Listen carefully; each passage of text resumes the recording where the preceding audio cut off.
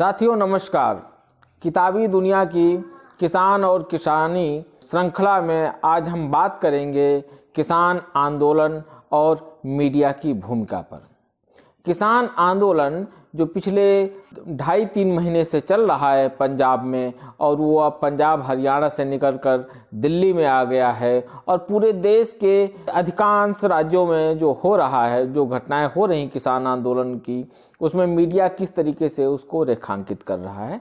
सबसे पहले दोस्तों तो मैं बात करूंगा कि पंजाब में जिस तरीके से आंदोलन शुरू हुआ, उसके पहले जब सरकार ये अध्यादेश लेकर आई 3 कृषि से संबंधित संशोधन के लिए जून में, और 3.5 महीने बाद जब उसने इन 3 अध्यादेशों को कानून की शक्ल दी, तो संसद में जिस तरीके का घटनाक्रम हुआ, लोकसभा में जिस तरीके से वो बिल पास किया गया, और राज्यसभा में जिस तरीके से उसको पास कराया गया। राज्यसभा के सभापति हरिवंश जी ने जिस तरीके से विपक्ष की आवाज को, विपक्षी दलों के सांसदों के ऐतराज को ध्यान न देकर सरकार का पक्ष लेते हुए एक तरीके से कानून बनने की दिशा में कदम उठाया, उस पर बहुत सारे सवाल उठाए जा चुके हैं।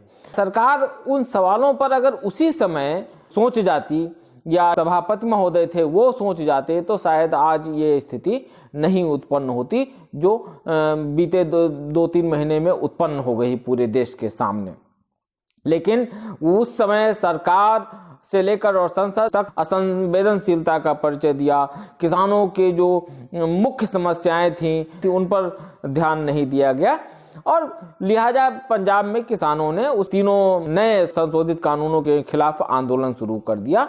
करीब 2 से 2.5 महीने तक जब पंजाब में किसान आंदोलन चलता रहा, हरियाणा में भी किसान उनके पक्ष में खड़े हुए पंजाब के किसानों के समर्थन में, तब तक कोई बात नहीं हुई। केंद्रीय सत्ता जो थी दिल्ली की, उसने उस आंदोलन को नोटिस नहीं लिया, और एक अप्रोक्ष रूप से एक बहस बनाई गई उस किसान आंदोलन के खिलाफ कि उसको कांग्रेस भड़का रही है। जो वहाँ कांग्रेस का राज्य का नेतृत्व है, वहाँ के जो मुख्यमंत्री हैं कैप्टन अमरिंदर सिंह, वो उसको भड़का रहे हैं। सत्ताधारी दल के IT सेल के द्वारा भी ये डिबेट बनाई जाती रही, लेकिन मुख्य जो मीडिया था या टीवी न्यूज चैनल थे, जो अखबार थे, जो सरकार थी, उसने उस आंदोलन को नोटिस नहीं लिया। जब वहाँ के आंदोलनरत किसानों ने ये समझ लिया कि केंद्रीय सत्ता और जो है वो नोटिस नहीं कर रही है हमारे आंदोलन का, जो हमारे जीने और मरने का प्रश्न है, तब उसने एक दिल्ली चलो का नारा दिया, और बहुत ही मुकम्मल तैयारी के साथ उन्होंने दिल्ली के लिए कूच किया। सबसे पहले इसमें हरियाणा सरकार की तरफ से बुरी तरीके से रोड़े अटकाए गए कि किसान दिल्ली ना आने पाए। उसमें राजमार्ग खोद दिया गया, सेना लगा दी गई, अर्धसैनिक बल लगा दिए गए। कटीले तार, जो ब्लेड का तार होता है, जो आवारा पशुओं के लिए प्रतिबंधित है, वैसे कटीले तार जो है अपने किसानों के लिए, जो हिंदुस्तान की जान है, जो हिंदुस्तान की मुख्य आबादी है, उनके लिए लगा दिए गए। बैरिकेडिंग लगा दी गई, बड़े बड़े बोल्डर माने पत्थर जो है सड़कों पर लगा दिए गए, उन पे वाटर कैनन और पानी की बौछारें की गई, उन पर लाठीचार्ज किया गया, और बहुत सारे किसानों की गिरफ्तारियां हुई, इन पे बहुत सारे केस लाद दिए गए। लेकिन किसान चूंकि ठान चुके थे कि हम अपने आंदोलन को सफल बनाएंगे, तो लेकिन पूरा आंदोलन किस तरीके से उसको बदनाम करने की एक साजिश की गई। इसमें जो सत्ताधारी दल है, सरकार है, और जो उसका IT सेल है, और उसका जो बगलगीर मीडिया है, इसमें हम उन चैनलों की या उन वेबसाइट्स की बात नहीं करेंगे जो तटस्थ होकर पत्रकारिता कर रहे हैं, जर्नलिज्म कर रहे हैं, किसानों की आवाज उठा रहे हैं, सरकार की भी वो आवाज उठा रहे हैं। किसानों को खालिस्तानी बताया गया कि इसमें खालिस्तानी तत्व शामिल हो गए हैं, पर आंदोलन में पाकिस्तान जिंदाबाद के नारे लग रहे हैं, इसमें गुंडा तत्व शामिल हो गए हैं, अपराधी शामिल हो गए हैं, इसमें आतंकवादी गतिविधियों में जो संलिप्त लोग हैं वो शामिल हो गए हैं। एक तरीके से ये भी बताया जाता रहा कि विपक्ष किसानों को भड़का रहा है, कांग्रेस भड़का रही है, कैप्टन अमरिंदर सिंह भड़का रहे हैं। लेकिन मैं यहाँ साफ कर देना चाहता हूँ कि किसानों ने इतनी मुकम्मल तैयारी के साथ इस आंदोलन को आगे बढ़ाया। उन्होंने तय किया हम किसी भी राजनीतिक दल को इसमें शामिल नहीं होने देंगे। अगर वो ये तय न करते, ये स्ट्रेटजी न अपनाते, तो सत्ता के लिए बड़ा आसान हो जाता कि इस आंदोलन की टैगिंग करना और इस आंदोलन को खारिज कर देना। एक तरीके से जो किसानी, खेती और के मसले पर, किसानों की समस्याओं पर जो लगातार लिखते और बोलते रहते हैं, योगेंद्र यादव को भी उन्होंने मंच नहीं दिया, कि उनको लग रहा था कि अगर हम राजनीतिक रूप से जो सक्रिय लोग हैं उनको अगर हम शामिल करेंगे तो हमारा आंदोलन भटक जाएगा। मुझे जो यहाँ मुख्य बात करनी है कि वो मीडिया के संदर्भ में है, कि मीडिया जो है किस तरीके से इस आंदोलन को बदनाम करने में अपनी भूमिका निभाता रहा। मैंने ऊपर की हेडिंग से आपको बताई कि किस तरीके से खालिस्तानी, पाकिस्तानी, आतंकवादी, गुंडा, अराजक, अगर जांच करा दी जाए तो उसमें बहुत गिनती के किसान निकलेंगे, सारे जो है सफ़ेद पोश और आदि आदि क्या क्या बताया गया। 3 दिसंबर को किसानों के साथ बैठक हुई सरकार के साथ, और उस दिन जब बैठक हुई 7.5 घंटे बैठक चली, उसमें जो है किसान उन्होंने सरकार का पानी तक नहीं पिया, खाना तक नहीं खाया, और खुददारी दिखाते हुए कि हमें सरकार का पानी नहीं पीना है, हमें सरकार का खाना नहीं खाना है, हम अपनी रोटी और साग लेकर आए हैं। दरअसल ये एक सिंबॉलिक है, ये इसका मैसेज बहुत बड़ा है। जो लोग नेशनल मूवमेंट के बारे में नहीं जानते हैं वो इस चीज को नहीं समझ सकते हैं। इसमें जिस तरीके से अखबारों ने कवर किया, उन्होंने हेडिंग लगाई, उन कुछ हेडिंग्स को मैं यहाँ कोट कर रहा हूँ, उसे समझने की जरूरत है कि किस तरीके से पूरा मीडिया जो है सरकार का भोंपू बना। जैसे हिंदुस्तान ने हेडिंग लगाई, हिंदुस्तान अखबार जिसका आज़ादी के आंदोलन में एक समय में बड़ा योगदान है, वो किस तरीके से हेडिंग लगाता है, सरकार नरम पर किसान नहीं माने। उसने एक उसी खबर में एक बॉक्स आइटम लगाया, उसका शीर्षक था अड़ियल रुख, सरकार का भोजन भी नहीं किया। प्रभात खबर जिसके संपादक रहे हैं हरिवंश जी, जिनका जिक्र अभी हम कर चुके हैं, उसने हेडिंग लगाई, केंद्र सरकार ने दिया भरोसा, मांगों पर अड़े रहे किसान। नव भारत टाइम्स की हेडिंग थी, 7 घंटे चली मीटिंग, किसानों ने सरकार का खाना ठुकराया। इसी तरीके से दैनिक भास्कर लगाता है, सरकार आगे बढ़ी, किसान वहीं खड़े। दैनिक जागरण लिखता है, जो अपने को सबसे ज्यादा बिकने का दावा करता है हिंदी अखबारों में, कि किसानों का आंदोलन खत्म होने के बढ़े आसार, लेकिन उसका जो बॉक्स आइटम है, उसकी हेडिंग है, आंदोलन के 7वें दिन जाम से जूझती रही दिल्ली। सवाल यह है कि जाम से जूझती रही दिल्ली या शहर में हुई गंदगी। आप देखिएगा, इस पत्रकारिता के इस चरित्र को देखिएगा कि मीडिया को, अखबारों को, टीवी चैनलों को वही खबर नजर आती है, वही खबर लायक चीज लगती है जिससे सब्जी और दूध की किल्लत बढ़ती है या संकट बढ़ता है या जो है उसकी कीमत बढ़ती है। लेकिन जो उसे पैदा करने वाला है, जो किसान है, जो दूध सब्जी उपजाता है, पशुओं से दूध निकालता है, उस पर क्या गुजर रही, वो किस दशा में जी रहा है, उस पर बात नहीं हो रही है। वो पत्रकारिता उस पर बात करने का कोई सरोकार नहीं है। लेकिन ये दोस्तों, ये मौजूदा आंदोलन के ही संदर्भ में ये बात नहीं है, ये इसके पहले भी जब भी किसान आंदोलन हुआ है, ये वो राज्यों की राजधानी में आए हैं या वो देश की राजधानी में आए हैं, तब मीडिया का एक बड़ा तबका जिसकी मैं बात कर रहा हूं, वो उसको इस तरीके से रेखांकित कर रहा है कि जैसे किसानों के आंदोलन से तबाही मच गई शहर में, राजधानी में, किसानों ने गंदगी पूरे शहर में फैला दी, किसानों ने आंदोलन से अराजकता बढ़ गई। एक तरीके से उनकी समस्याओं को दरकिनार करके, उनकी समस्याओं पर न बात करके, जो किसान के आंदोलनों से छोटी छोटी समस्याएं पैदा होती हैं, उस दिशा में वो डिबेट को लेकर चला जाता है। और ये एक, मैं मानता हूं कि ये मीडिया की और पूरी जो है सोची समझी एक साजिश है। वो जो है सत्ता का जो भोंपू बनने की एक उसकी लालसा है, जो उससे मलाई खाने की लालसा है, उसी दिशा में ये काम करता है। अखबारों के हम साथियों जैसा ऊपर बात कर चुके हैं, ऐसे ही कुछ टीवी न्यूज चैनलों की जो है हैशटैग से आपको पता चल जाएगा। जैसे जी न्यूज ने हैशटैग चलाया, फार्मर्स प्रोटेस्ट हाईजैक, आंदोलन में खालिस्तान। ठीक है। टाइम्स नाउ का हैशटैग था कि किसान कानून क्लैश, विपक्ष भड़का रहा। कोविड मतलब किसानों के आंदोलन से कोविड की बीमारी जो है, महामारी बढ़ने का खतरा।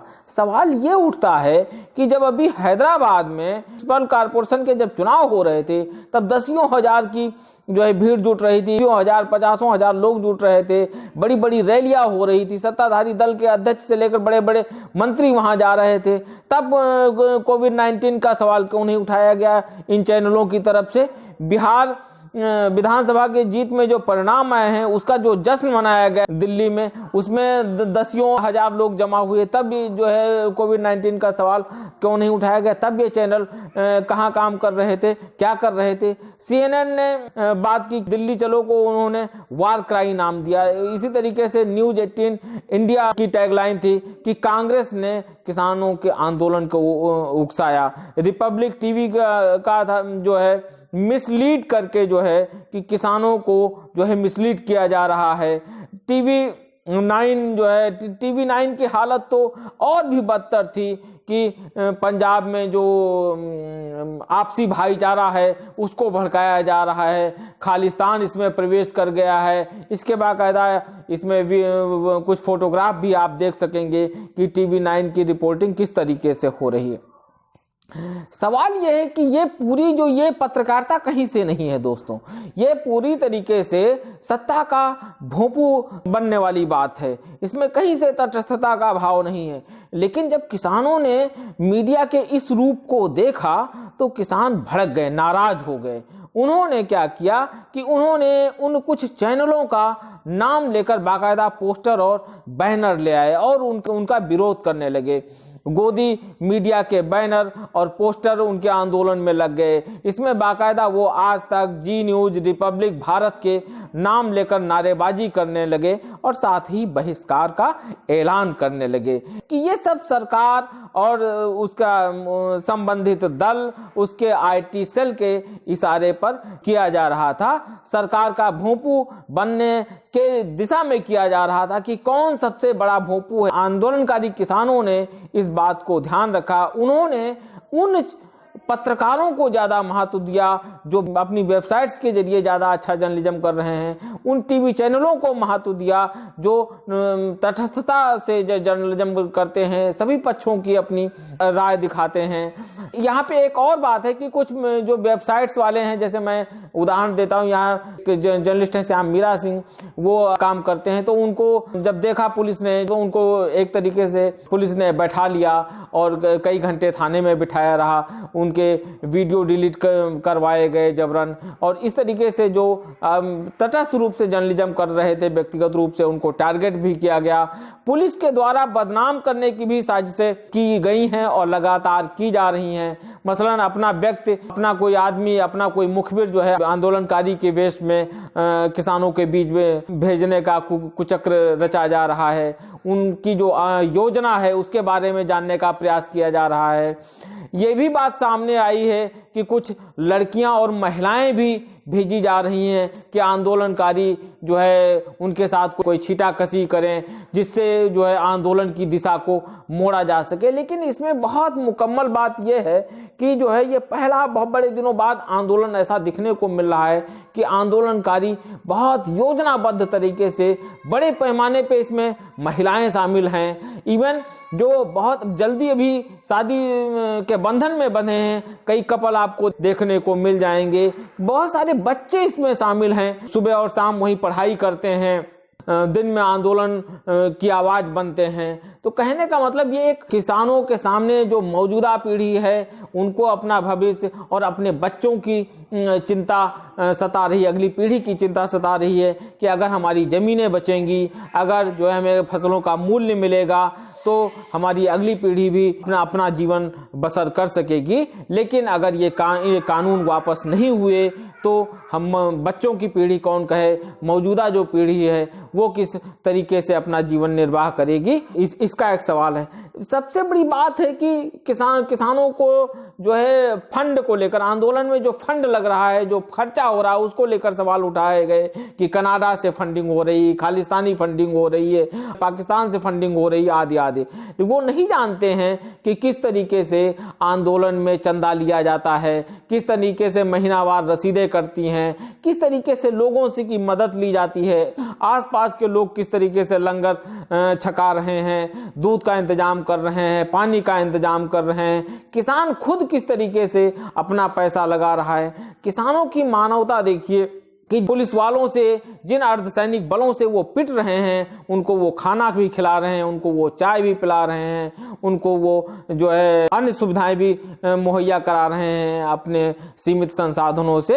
एक और बहुत महत्वपूर्ण, मैं किसानों की मानवता की बात कर रहा हूं कि जिस तरीके से वो मीडिया के बहिष्कार की जो है नाम लेकर बात कर रहे हैं, लेकिन इसके बावजूद उन पर किसी तरीके का हमला और जो है किसी तरीके से टारगेट करने की घटनाएं नहीं हो रही हैं।